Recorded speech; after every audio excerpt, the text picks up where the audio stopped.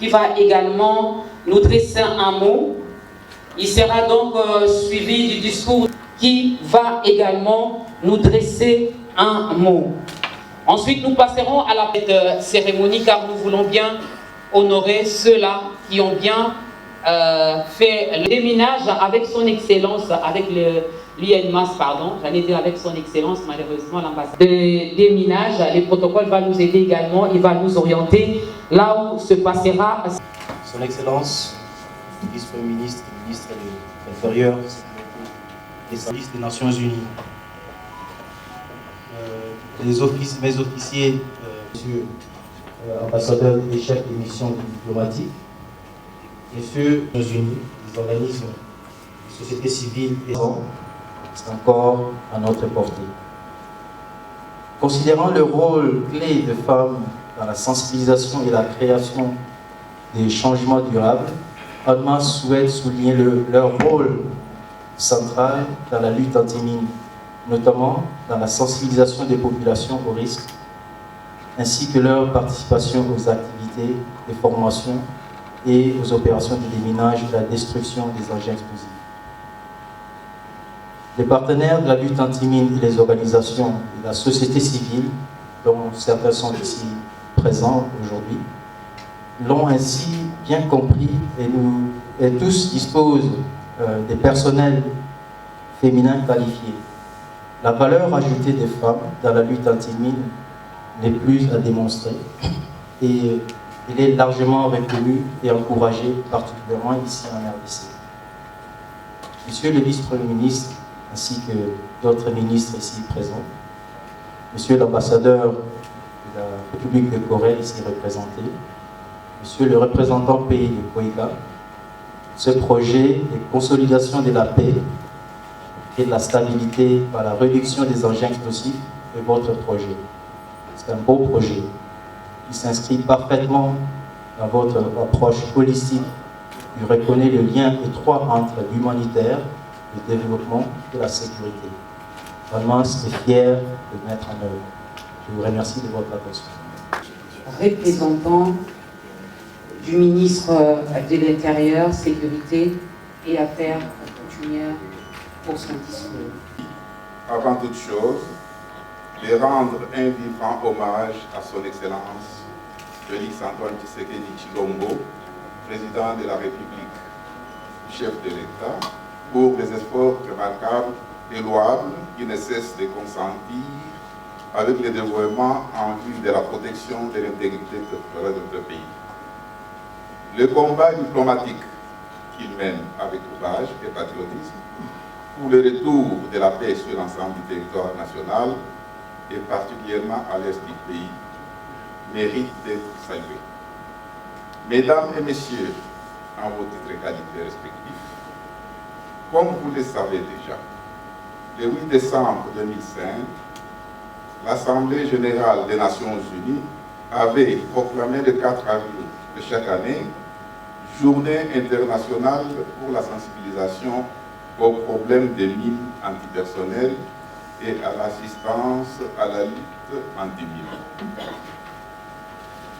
Je vous exhorte à plus d'application et d'abnégation dans la lutte. Je vous rappelle que la lutte anti-mine ne consiste pas uniquement. Monsieur le vice-premier ministre, ministre de l'Intérieur, Sécurité et Affaires coutumières, ici représenté. Son Excellence, Monsieur l'ambassadeur de la République de Corée, ici représenté. Mesdames et Messieurs les généraux, Mesdames et Messieurs ambassadeurs et chefs de mission diplomatique, Messieurs les représentants et organismes du système des Nations Unies, Mesdames et Messieurs, à vos titres et qualités respectifs, distingués invités, à ce jour où le monde entier célèbre la journée du 4 avril dédié à la sensibilisation et lutte contre les mines et autres explosifs. Avant de prononcer mon allocution, je voudrais vous remercier d'avoir rehaussé de votre présence à cette cérémonie. En effet, votre présence témoigne non seulement la volonté partagée de bâtir ensemble notre chère nation, mais mieux exprimer notre détermination d'appuyer la modernisation prônée par son Excellence, Monsieur le Président de la République, Félix Antoine Tshisekedi Tshilombo. La Commission nationale de lutte anti-mine et le Centre congolais de lutte anti-mine ont été créés depuis plus de 10 ans par la loi numéro 11/007 du 9 juillet 2011 portant mise en œuvre de la Convention sur l'interdiction de l'emploi, du stockage, de la production, du transfert des mines antipersonnelles et sur leur destruction en République démocratique du Congo. La guerre injuste imposée à la République démocratique du Congo par les forces étrangères sous la coordination du Rwanda a provoqué une crise sécuritaire multiforme sans précédent et occasionné la prolifération des mines et autres engins explosifs dans la partie est de notre pays. Selon les informations à notre possession, actuellement, la République démocratique du Congo compte 33 zones minées par une surface de 370 569,13 mètres carrés. Ils sont répartis en 9 provinces. Province de l'Ituri, Kasaï, Kasaï central, Maniema, Nord Kivu, Nord Ubangi, Sud Kivu, Tanganyika et la Chouapa. Nous comptons aussi 136 zones contaminées par le reste explosif de guerre pour une surface de 23 500 mètres carrés. À ce jour, nous comptons 3 136 victimes déjà identifiées, dont 15 victimes depuis le début de l'année 2023. Avec le même moyen à notre possession, 56 681 sessions de sensibilisation, sur l'éducation au risque des engins explosifs ont été déjà organisées et bénéficiées à 3 876 000.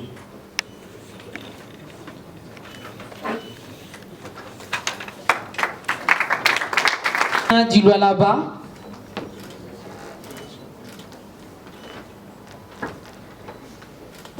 Ils sont à 2. On appelle également Messieurs Sichwaka Kalombo John. S'il est là, il peut avancer.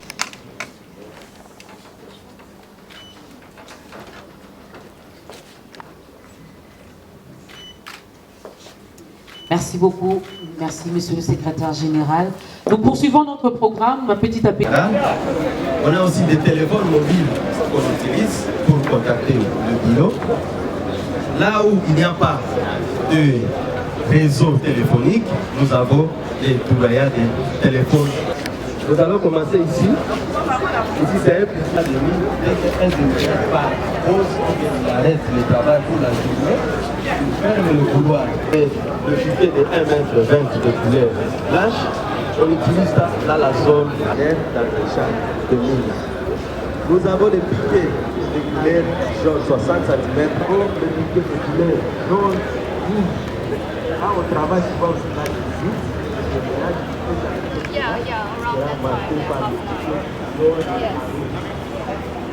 nous avons le piquet zone charbonnier. à cet emplacement-là, on va placer ceci. Nous avons le budget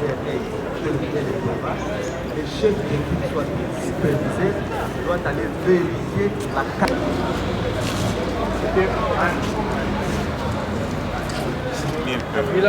Nous avons la République démocratique du Congo une lutte que nous menons contre les mines.